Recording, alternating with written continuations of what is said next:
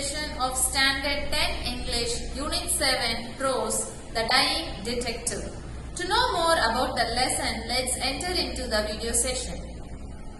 Dear children, welcome to the video session of Standard 10 English Unit 7 Prose, The Dying Detective, written by Arthur Conan Doyle.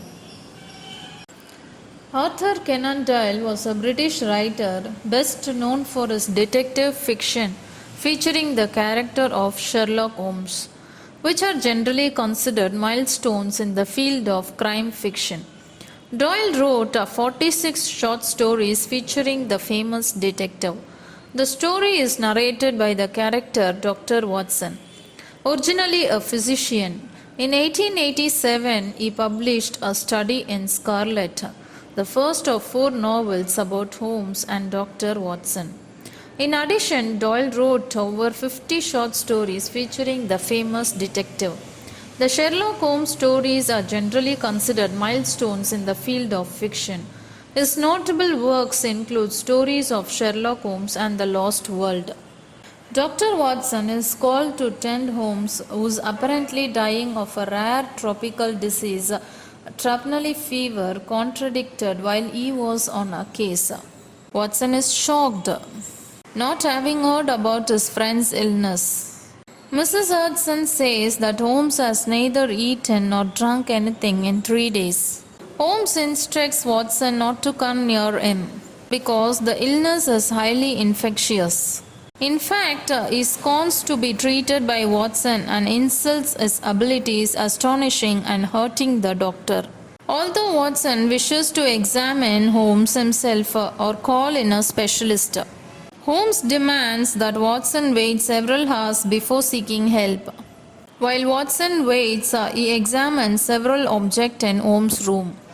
Holmes grows angry when Watson touches item, explaining that he does not like his things touched. At 6 o'clock, Holmes tells Watson to turn the gas light on, but only half full. He then instructs Watson to bring Mr. Smith of 13 Lower Book Street to see Holmes, but to make sure that Watson returns to Baker Street before Smith's arrive. Watson goes to Smith's address. Although Smith refuses to see anyone, Watson forces his way in. Once Watson explains his errand on behalf of Sherlock Holmes, Smith's attitude changes drastically. Smith agrees to come to Baker Street within a half hour. Watson excuses himself, saying that he has another appointment, and returns to Baker Street before Smith's arrival. Believing that they are alone, Smith is frank with Holmes.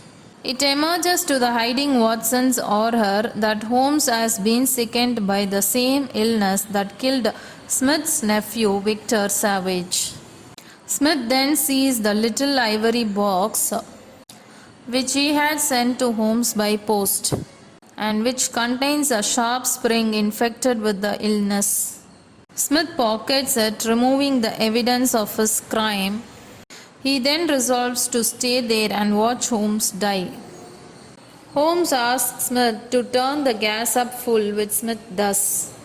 Smith then asks Holmes if he would like anything else, to which Holmes replies, no longer in the voice of a man near death, a match and a cigarette.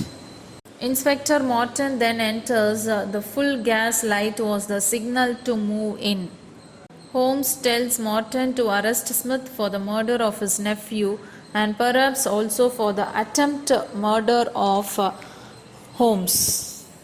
Smith points out that his word as good as Holmes in court, but Holmes then calls for Watson to emerge from behind the screen to present himself as another witness to the conversation.